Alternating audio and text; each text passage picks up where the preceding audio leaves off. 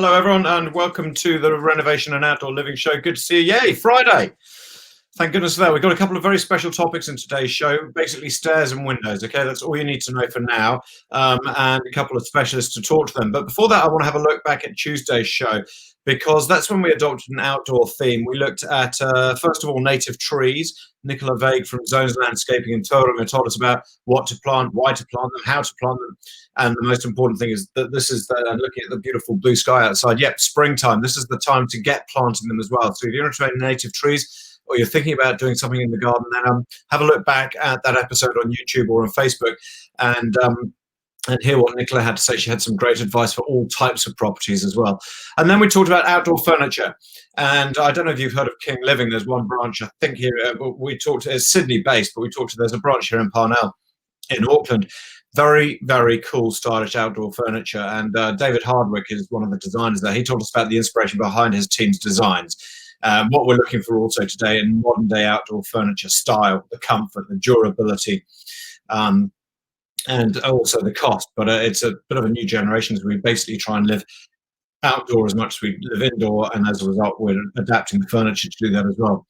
So to today, well, I'm going to tell you again how you can win one of our amazing Father's Day giveaways: the Makita blower kit, which we were given by Makita, and also the Amazon Echo Show, the smart tech speaker slash information thing which you put in the corner of your room. That was given to us by Schneider Electrics, which we'll be giving away to you, not today, but I'll tell you about how you can win that later in the show. First though, right, I mentioned stairs and windows. We're going to start with stairs. Now, Stairworks, I don't know if you've heard of Stairworks. It's a metal fabrication business, predominantly specializing in bespoke metal staircases. Now, it was founded in February 2018 by two guys, Grant Payne and Elliot Collins. Grant is going to join us very shortly. Because, Grant, your story starts long before 2018, doesn't it, as far as the story of how you and Elliot got together and got into this business? Where did it all go? Where did it all come from? Yeah, well, Elliot and I have been mates for years, since we were teenagers, and we both moved over to London together. Well, not together, but we joined forces in London, and yeah, it all sort of stemmed from there. We got in a situation where we basically started building these crazy staircases in London, and we got pretty good at them over there. So we decided when we came back, we went on our own path for a few years, and then we thought, stuff it, let's give it a crack and join forces again back here and start up Stairworks. So yeah, that's sort of where it began. It's all sort of taken off from there. Yeah, and so because you're how do your skills complement each other when you're doing this? Yeah, so Elliot, he's got a background in fabrication. So he's always been in the fabrication field since he was 15 or something. And my background's building. So I've been building same sort of thing since I was about 15. Dropped out of school nice and early and got on straight on the tools. So yeah, that's sort of how our skills complement each other. I can sort of see what the builders need and what they require, and he can sort of see from the fabrication sort of system how to move forward from that way as well. That's perfect. So are you both hands-on on every project you do? Yeah, very hands-on. So cool. That's sort of how we we front foot everything. We're on site, and we're the people that you talk to, and we're the guys in the factory overlooking everything as well. It's a pretty special quality, isn't it? And that's one of the things we love about the small Kiwi companies who are doing really specialist work like this. So let's talk about what you're actually building and fabricating then, because I mean, tell us about the various styles which you're asked to build. You talked about crazy in London, but I'm thinking about over here as well. What sort of styles? I mean, well, this is awesome. Yeah, so that's a central spinal stringer. Obviously, there's glass balustrades down either side. Everything's sort of self-supporting apart from that back post. With these kind of ones, they're quite cool because it lets a lot of light through. Yeah. And yeah, that's sort of if you've got like a nice big open space like they do there, it's really cool because it keeps it nice and fresh and airy. It doesn't close everything in like a wooden staircase would. And that's sort of, that's the main sort of complement of that style of staircase. And let's move on to the next one, because we've got about 4 or 5 different styles which I want to have a look at. This one you describe as floating, so I imagine I can probably sort of envisage what it's going to look like. Yeah, so those ones are pretty cool. You've got to have a pretty solid wall to make that one work. There's a lot of stuff that goes in behind the scenes on those ones. Big slab of steel in the wall, etc. But they look awesome. It's pretty standout type of staircase. It's pretty cool. Yeah, that is. What about the slightly more solid look? Yeah, so the solid ones, that's cool. That's just more of a feature. A lot of people want that in sort of commercial, a lot of commercial sort of situations. But yeah, it's good if you don't have any like light issues or anything like that. They're quite a good option. And a spiral staircase is very popular. Yeah, funnily enough, they are. A lot of people sort of had this idea that spiral staircases are not allowed in New Zealand anymore, but it's mythical. It's not correct. We're doing heaps of them we're doing them time and time again. We've got one sitting out in the workshop at the moment that we're working on, and about 3 more waiting. So they're coming through thick and fast. This is because we've learned an appreciation. Shows like Grand Designs, I think, really help, where people realize, hold on, let your imagination go. These things can be built as long as you find the right people to do it. Totally. And that's right. The spiral staircases are becoming more and more popular. People are using them in the smaller, like when they've got space issues and footprint issues. Yeah. I want to talk about space in a minute. There's one other style I want to just mention before that, and that's the cantilever. I think you've got a picture you can show us of this. Yeah. That's a cantilever one. That's cool. Similar to the other one that we were looking at with the glass balustrade down the side. All the same kind of behind the scenes stuff, but these ones, this one's like, obviously it's got the wrought iron balustrade and we do all of that, but the cantilever ones are cool. They're real light and airy like the other one. So now you mentioned space, and with the spiral staircase, you can see you can get a staircase into a corner, but there must be a lot of issues when you are considering space. You can't just shove a staircase anywhere, can you? No. And spirals, although they are awesome for corners, see the one up on the screen there, that's a classic for head height issues. We had to jump through a few hoops on that one. But it can be done with the right design and bits and pieces. It's always possible. There's always a way of putting a staircase somewhere. It's just how creative you want to get. Spirals are good for footprint issues. So like if you don't have a big footprint and you've got like a sort of a corner that you can put it in, they're great. Yeah. And that's interesting that you just showed us that one. So that, of course, the head height is a completely different issue in itself, particularly as we probably do have quite a lot of buildings in this side of the world, where this would be a bit of a problem trying to squeeze one of these in. Yeah, totally. And because we put it all up on a model, on a 3D sort of, you can see everything. We will send to the client like exactly what it's going to look like and exactly how much head height it should, and we can even map it out for them on site just to make them feel real comfortable. What other issues? I mean, space is obviously the big one. But what other issues which you have to consider when you're beginning to design it with your clients? Well, first of all is design. I mean, there's so many different staircases and they range from anything to anything, They like the biggest thing is the footprint and what we're fixing to. And then the options are endless. If we've got solid fixings either on the wall side or on and top and bottom, then we can play around with anything. It all depends on how like the budget is a big thing, because it can range from anything to anything. But yeah, it's the biggest thing to consider is the footprint, I think, is the space we're working with and what design, whether there's windows around that we need to let light in or whether it's a dark area, whatever. Yeah. So light something which I think probably in a lot of building generations gone by, it hasn't been a consideration. Now it's everything, of course. So and actually what you can do, you can design them, as you were saying earlier, to let the light through, whether you're using glass balustrades or whether you're using floating steps or whatever. Structurally, that you must come across some big challenges. Oh yeah, for sure. Getting them in there is the hardest one. So like we always want to dovetail with the project manager of when we would require lifting in the heavy stuff, because more often than not we just sort of have to hand lug it in sometimes, which is can be quite tricky. But if it's put in at the right time of the project, it can be really easy. Yeah. What about you mentioned cost a couple of times, and I know this is an open-ended question, but these do sound like very expensive bespoke products every time. Yeah, they can be, or they if it's just a standard staircase and it's run of the mill, it's can be down. Like you could get a staircase in for 17 grand up to whatever you want to pay. We've done them up to 80 or 90,000, so it all depends on what's required and how intricate you want to make it. And we can help you through the process of keeping it cost effective, for sure. And when you're talking about 20 grand, it sounds like a lot, but you are talking about not something which is just practical, but it is going to be potentially, and this is what you get out of watching it. And I'm sorry to mention it again, but I love the Grand Designs show, and this is what you get out of that, is that the one staircase can make the house.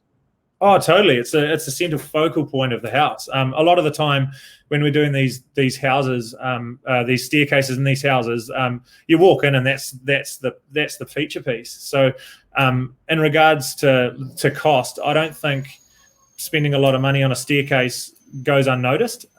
There's a lot of things that you could spend money on within the house that do go unnoticed, that only people that with the keen eye notice it. But with a staircase, it's in your face. You've got to make it good.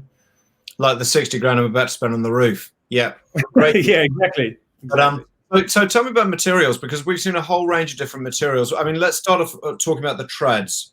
I mean, what are your options when it comes to the treads? Yeah, so sort of any, like, quite a common one is the oak. That's quite standard at the moment. So that one, we've got macrocarpa in that photo there. So that was a solid look macrocarpa, solid 80mm thick tread, and that they wanted more of a rustic look on that one. But more often than not, we're getting oak, American oak treads being put through. That's sort of flavour of the year, I guess. Yeah. Yeah, and it looks so nice, doesn't it? It's so warm as well. What about the balustrades? We've seen the glass. We've seen some bars. I mean, I guess it's a case that anything goes. Yeah. So with balustrades, so the one up on the screen there, that's just mild steel, powder coated. So it's just flat bar. That was quite a cool one because they painted powder coated that white to let the light through, which was really effective. More often than not, we're doing matte black. Which it's great, but a lot of the time it does sort of dull down the whole area. With that one there, the white, we're getting more and more white through, to be honest, because people are thinking more and more about light. Yeah, which is where we started the conversation. That's a good example. Wow, that's spectacular. But I get what you're talking about, the bars, the black, but it's still pretty cool, isn't it? Yeah, that's right. Hey, tell me, you must hate bungalows. What's the biggest project you've ever done? You mentioned $90,000 odd. I mean, what was that? Was that a residential? Yeah, it's just a residential on a top floor in a building, and we had to put that in pieces. So we had to bring it up in a lift shaft, and it was a spiral, and so it was quite interesting. There's that one, and then there's big shop fit outs. So we're doing ones. We did a few in Commercial Bay. And we did a big staircase in one of the shops there, and that was a big structural one, but that was all sort of covered in tiles and all our hard work was covered. But it's so you're a little bit sore about that, maybe just mention that. Yeah, you are, but we knew it all along that it was going to be covered up, but no, it's and it's stunning. I mean, the whole building's stunning, so I'm pleased that they actually went the extra mile to make it to do something special. Even if it was one staircase in one shop. Look, that's really cool, Grant. Thank you for sharing some of the stuff which you guys are putting together. It looks awesome. It really does, and I'm pleased that we've got a market for it here in New Zealand. Do you get much inquiry from overseas? We've had a few from Aussie. We don't, to be honest, get too much further afield than that, but we yet to do a project over there. But the trouble is, you lose that control which you've got here by keeping an eye on absolutely everything. If suddenly you're going overseas, it changes the sort of way you're operating, doesn't it? Yeah, totally. We like to keep it small and keep it face-to-face sort of stuff. We don't want to be hiding behind a computer all the time and getting people. The personal sort of touch is what we aim at. Yeah. Grant, thanks so much for joining us. Really interesting stuff. Great company. And I wish you the very best of luck with Stairworks. I hope you have a lot of work for many years to come. Really. Thanks, yeah, well, we'll have a chat again, hopefully at some other time as well. Really, really interesting stuff. So I want to move now from Grant, from one specialization to another. And it's not just Windows we want to talk about, because it's a pretty big topic on its own. I want to talk specifically about stained glass windows. So very similar to Stairworks, we're talking about a small company which is specializing and making it work. Now, Lynn and Steve Sinclair, they've got a long background in LED lighting, been designing it, marketing it, installing it, and probably a lot of work repairing it as well, for nearly 20 years professionally. Now, Lynn originally trained under 3 different tutors in Christchurch before opening her own business. And when Steve was made redundant from his job, she trained him up. Steve, so you're the newcomer. You're the young, fresh hedgeling of the fledgling of the company. That's right. Yeah. A bit more than 20 years actually, but 20 years is near enough. Yeah. Where are you guys based now?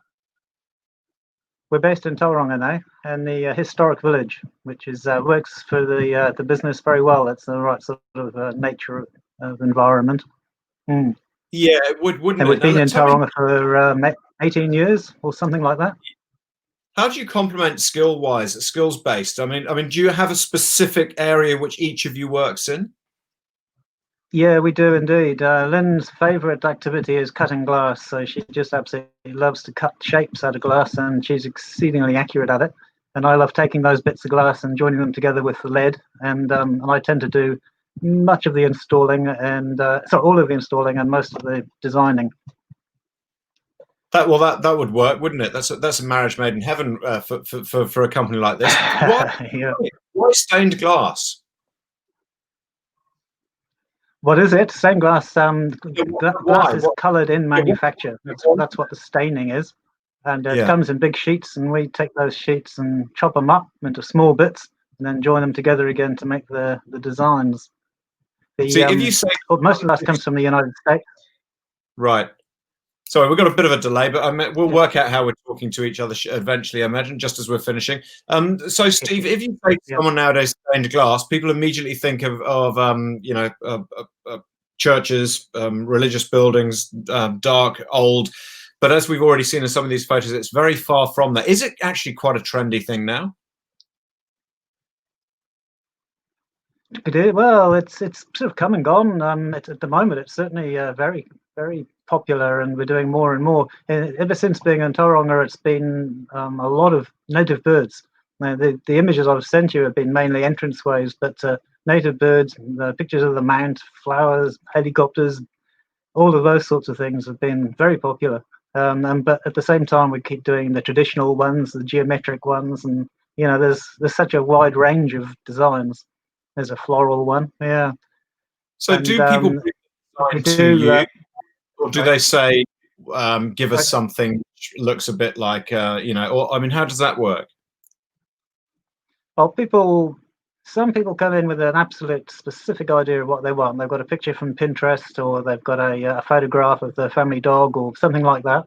Other people have absolutely no idea, and they just look through the albums, or they, again, look at Pinterest or Google and come up with a few ideas, and then we take those ideas and turn them into a window, and we do all the design by, well, it's on like a CAD program, and so we can email it and forwards until everybody likes it, and then we can get on and make it. And you can get pretty complex. That's the sort of thing that has been popular. Mm. You're looking at pictures. So you're a bit like a tattoo parlor then when it comes to choice of design. You've got a book sitting in the corner, or people have drawn something at home, I guess. But tell me about, on a serious note, about the methods of which you use. Sorry, I didn't catch that. I was just asking about the methods of construction which you use. Oh, right. Okay. Yeah. Well, the method actually hasn't changed in hundreds of years. It's each piece of glass is cut to a shape on a pattern, and then it's joined together with lead. Still use lead, just the same way, but slightly improved compound. And then in between the lead and the glass goes a sealant, which is like a putty, and then it gets polished up and installed. So that hasn't changed really. It's just the tools have got better. There is another method called Tiffany or copper foil, where each piece of glass is wrapped in copper foil and it's soldered together. And that's a very useful technique as well, particularly for three-dimensional things. Actually, you can see the lampshade back there. That sort of thing is ideal for the copper foil because it's much more rigid. But generally for windows, we use the lead. Now, I mentioned how you probably spend quite a lot of time repairing. That is a big part of you, because I mean, I don't know how long are you repairing very old windows, or does the lead construction just not last that long? I mean, tell me about that. You're right. Well, as far as repairs, the China cabinets are the most popular. They used 2mm glass in China cabinets, so they get broken very easily. So that's a constant flow of those. So they get knees through them or dogs through them or whatever, and we fix those. And then there's the doors. Doors get slammed or they get shoulder charged, so we have to repair those occasionally. And church windows. The biggest project we've got at the moment is Holy Trinity Church here in Tauranga, where the church burnt down, and the windows were largely destroyed by the fire. The whole of the inside was completely baked on black soot, and every single piece of glass was cracked and shattered. So we're kind of restoring it, and they're going to put them into double glazed units and then into their new extension. So it's quite a big project, which has been great. Yeah, that's great, and it also brings up my next thought. You're talking about this very, very thin glass and China cabinets. You're talking about now double glazing the new stained glass for the church. So there are obviously different types of glazing which you can use, and there'll be regulations about what you're allowed to use. Yeah, it's interesting that LED lighting has its own category in the glazing regulations. We're allowed to use up to in round figures, 300mm square piece of glass in a window. But apart from that, we don't have to toughen for bathrooms or entranceways or because the pieces of glass are small. And so that's one thing. You can put LED lights where you would normally have to put toughened. And the other is, we can insert them into double glazed units, which obviously toughens them anyway. And we can secondary glaze them over the top of either single or double glazing. So we've got quite a few options for installation. But usually we take one piece of glass out and put a LED light in. Yeah, yeah. So we were talking to Grant about the staircases just now, and it's a common theme in modern homes, and when we're trying to smarten up older homes, and it's all about light now. Now, obviously, these windows in doorways and things were probably once, and it's true of our house, 70s sort of yellow frosted glass, which you're now making a feature of. But actually, the lighting side of this is a big part of what you're doing, isn't it? Absolutely, yeah. Glass is made for light, and the effects of light through the glass can be quite spectacular, and it varies too. Different levels of light or different times of day. It looks quite different from outside looking in when the lights are on at night. But during the day, obviously, it looks great when you're looking out and you've got the sunlight behind it. Some of the bevel pieces, like in that window that's up there now, those shapes at the top and bottom are beveled glass. And if the sunlight hits those, it sprays little rainbows into the room, which can look really quite pretty. But the light is what it's about. And in many cases, we're putting LED lights in for light. As you say, that amber, yellowy sort of glass, if you change that for a clear glass LED light, it lets a lot more light in. But something that you have to be careful of with LED lights is it's very easy to go for lots of color, but color does absorb light. So it can be, if you have lots and lots of color, it can be quite dark. But, you know, if you're using no color, but you're using your techniques, it would just transform a window anyway, even if it was just all clear glass. But actually, this gives you a good idea of how obviously color does soak up a certain amount of the light. Do people worry about the security of having glass next to their doors? No, door handles? Yeah, we're often asked about security of LED lights specifically, and I think the thing is that the toughest thing you can put in a side light or a door is laminated glass, because it's very hard to break through. Normal glass you can break through obviously pretty easily, and even toughened glass just takes a reasonable tap and it turns into confetti. LED light you can break through, but because it's got this lattice of lead, it is actually quite difficult to get through. So it's probably about equal in security to any other window, except for laminated, which is like a car windscreen is very hard to get through. Yeah, so it's certainly not. Weaker by any means. If anything, the lattice adds strength to it. What about pricing then? If you were to open-ended question, I guess. But let's have a look at this, for instance. If you were to order, by panel, what sort of cost would this come out at? A set like that's probably about 6 or 7 grand, I should think. LED light, a single panel. If you take one of those single panels in the door, for example, you're probably looking at about $800. Side lights commonly $1,500, but it can be, if it was like the TUIs that we saw up on the screen earlier, the 2 TUIs in the flex push, that's about 5 grand's worth. So it varies obviously hugely, and it all depends on the design. It's the amount of time that it takes is more critical really than the size, although size does matter, as they say. Yeah, no, fair enough. But just if you had one of those panes, let's say one of the side panes, and it had no design in it, but you were just using the lattice with clear glass to be able to modernize and make it smarter, that would probably be no more than $1,000 or so. Those ones are more because they've got those bevel pieces in, so you're probably 1,500 for each of those, I would think. Yeah. It's really all about the number of pieces and partially the size. Yeah, fair enough. They're always difficult questions to answer. What's the cost of something? Well, everyone's different. Yeah. Steve, thanks so much for giving us a little bit of an insight into what you're doing down at LED Light Express. Really cool stuff. Fantastic stuff. I can see the appetite again in homes today. And again, it's great to see such a specialist company who are so hands-on doing this sort of work. And so well done to you. And I wish you both very, very much the best of luck for the future.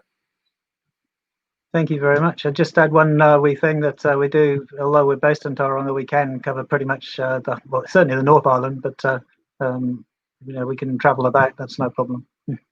Yep. Well, good stuff. Right. Well, thank you very much. As much as COVID allows, mind you, that's probably an Auckland problem right now, isn't it? But yeah, awesome. Thank you so much. Good to see you. Best of luck to you. All right. Thank you. All right. So bye for now.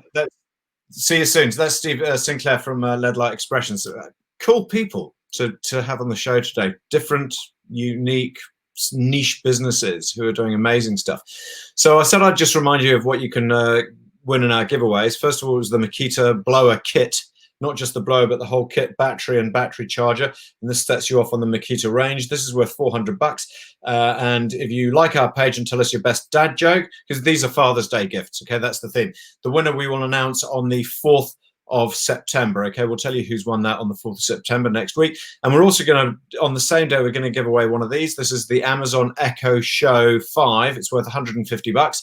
And if you like our page and tell us what your dad's favorite color is, because it's really important that we know that, then you can be into the draw to win that. But there you go, 2 prizes, which we'll draw both next week, both for Father's Day. So get your entries in, and we'll draw some names out of the hat. Now to our top 10 this Friday. The top 10 world's most stunning. We thought we'd stick with stairs. Public staircases. These are awesome. Number 10, the Taihang Mountain Stairs in China. This is a 300-foot tall spiral staircase. Not for the faint of heart. Visitors are required. You have to be under the age of 60 to be even allowed to use these stairs. At number 9, the Dongdaemun Design Plan. This is in South Korea. Looks like the sort of thing I'd design, except these probably work. Absolutely stunning. This is this is Guy Dongdaemun. I think he was a very legendary architect, and if you know architecture, you'll be rolling your eyes saying, "Yeah, we all know who he is." So that's pretty cool. Number 8, this is a Baroque spiral staircase in Austria. This was originally built in 1673 in the Melk Abbey, which is next to the Danube. Absolutely stunning. The views inside probably just as good as the ones outside. Number 7, we've got the Umschreibung in Germany. Don't know where that goes. Oh, it does go into the building, does it?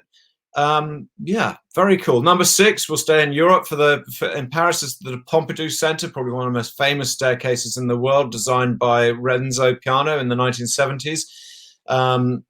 and the National Museum of Modern Art's in the Pompidou Centre, so it's hardly surprising that modern art sort of defines it on the outside as well. Number 5, the Wallacblee roller coaster. I don't even know how that's pronounced. This is that's amazing. This was designed by Heinke Mutter and Ulrich Gente, and the loop apparently is more of a sculpture than an actual ride. Nevertheless, those who will go will be awarded with a workout and sweeping views of the surrounding countryside. That is really cool. Actually, I'd quite happily have a go on that. Number 4, the Stepwells in India. This is built between 800 and 900 AD. This is our oldest, coolest staircase in the world. 3,500 steps that go 100 feet down into the ground. And number 3, this is in New York City. This is the Vessel. Wow, look at this. It's an interactive sculpture combining a network of stairs and landings that visitors can climb, or you can take an elevator if you're lazy. But given the fact we're talking about the top staircases, we're not really going to talk about that. And number 2, in the world's top coolest staircases, this is Heaven's Gate in China. This is in the Qianmen Mountain National Park. And when you get to the top of that staircase, as you can see, the views you can get through both sides out of this. That's a natural hole. That's 430 foot tall, that natural hole, 150 meters tall. And you get the views through there out onto the mountainside. And the number 1 coolest staircase in the world we found was the Innovative Space Asia Hub in Singapore. So this was an architecture firm who designed this, and it basically blends modern and historic architecture. It was built in, finished in 2011, and it's used for a whole load of events, but it just looks sort of surreal. Very, very cool. And there we have it. That is our show for this Friday, the 28th of August. Really good to see you. And if you want to look back on anything, then go onto YouTube or Facebook and have a great weekend. Stay safe. We'll see you again on Tuesday. Bye-bye.